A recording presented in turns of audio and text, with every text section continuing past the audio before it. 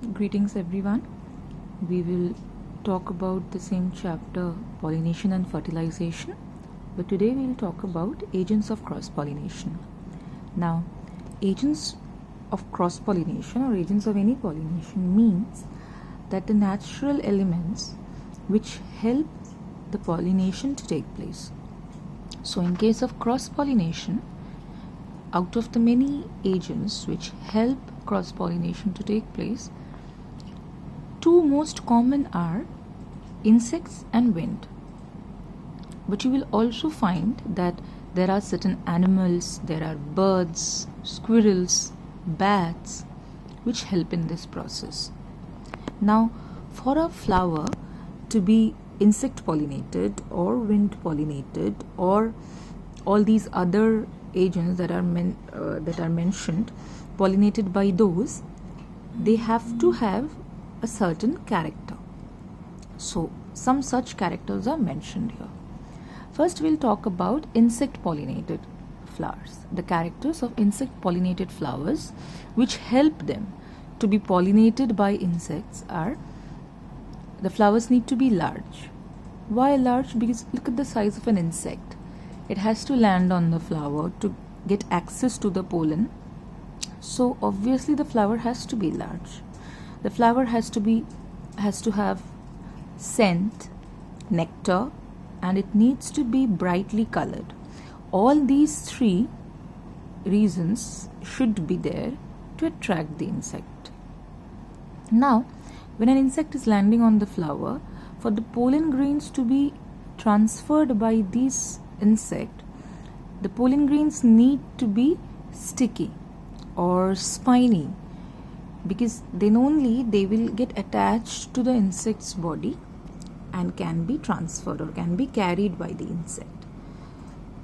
The stigma also needs to be sticky, because otherwise the pollen grains which are stuck to the insect won't be sticking to the stigma. Okay, and stigma should not be hanging out from the flower.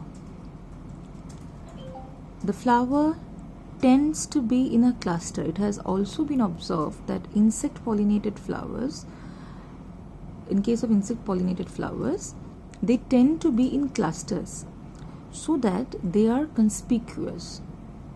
Okay, or if they are individual flowers, for example, let us talk about dahlia.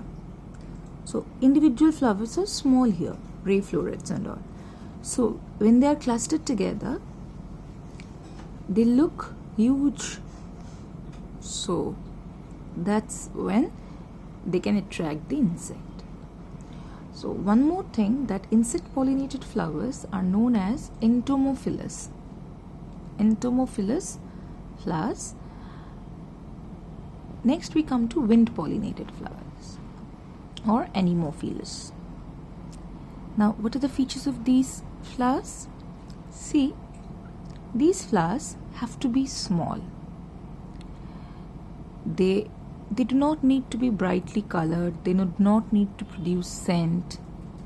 Okay, so these three features are there which are opposite to that of insect pollinated flowers.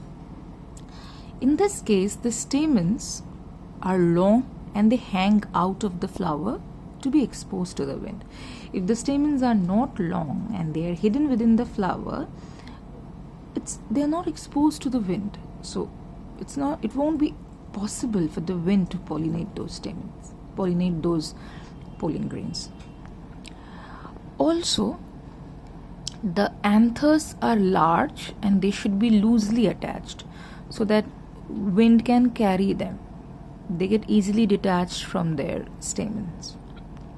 Here, pollen has to be produced in very large quantities because there is a chance of pollen grains getting wasted on the way. So, for the pollination to be successful, there has to be huge number of pollen grains, so that even if a portion of the pollen grains get wasted on the way, at least some reaches the stigma. Now, for the wind to be able to carry the pollen grains, they need to be light, they need to be smooth, and they need to be dry.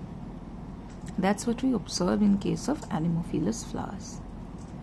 Now, the stigmas hang out and they are feathery, so that when wind is passing by carrying the pollen grains, they can get trapped by the stigma.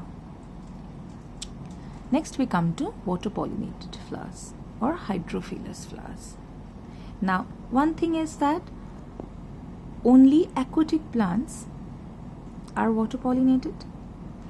So what characters they have, let us see. Here also, like wind pollinated flower, pollen grains need to be produced in large numbers.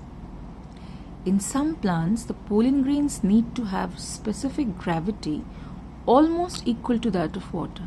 Why so? Because then only they will remain floating below the surface of water. That's why.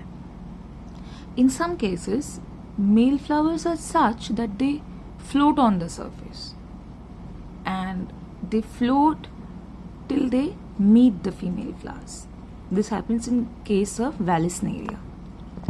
Now, there are other types of flowers also that get pollinated by birds, that get pollinated by elephants. They are known as elaphophyllous flowers, or that particular process is known as elaphophyly.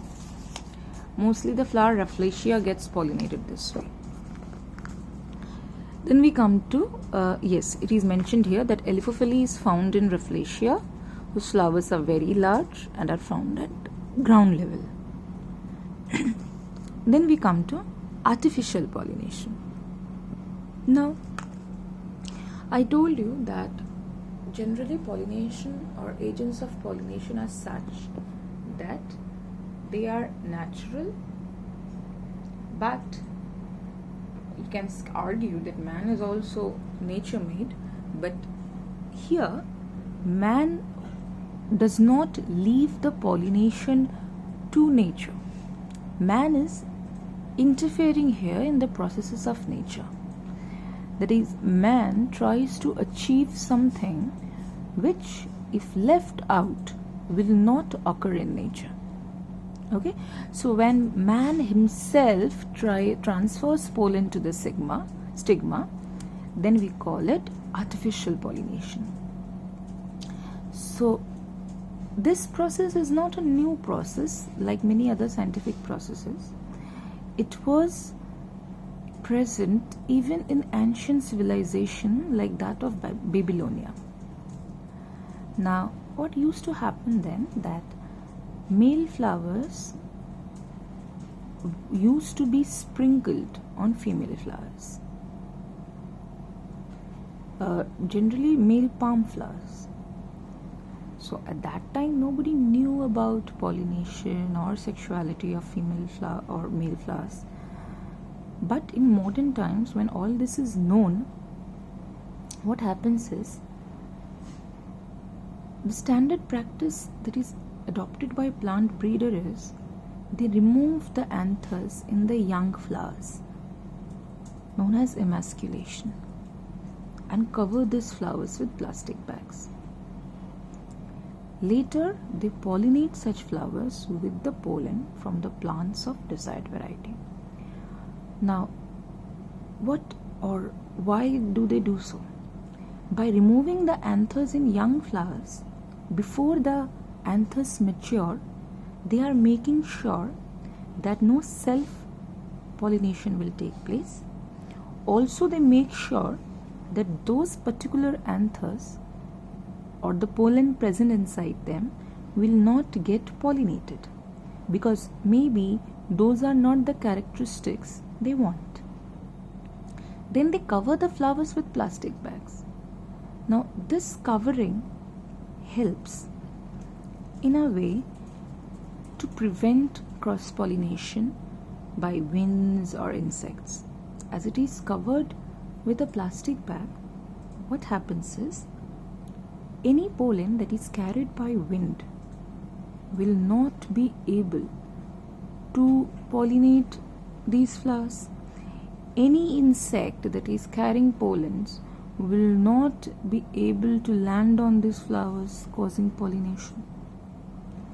Later, when the flower matures, when the stigma matures, at that time they are pollinated with pollen from those plants of whose characters or the variety that you need to see in the next generation plant. Those pollens are used, or such flowers with the pollens are used to pollinate those particular flowers. So that is how artificial pollination is done. Now look at this chapter. Here are some examples of pollination. It is self-explanatory. You can go through it. And the last part is fertilization. It's a big topic and very important. So I will do it in the next class, or in the next content you will be receiving knowledge about it. So till then, for today it is up to this much. Thank you.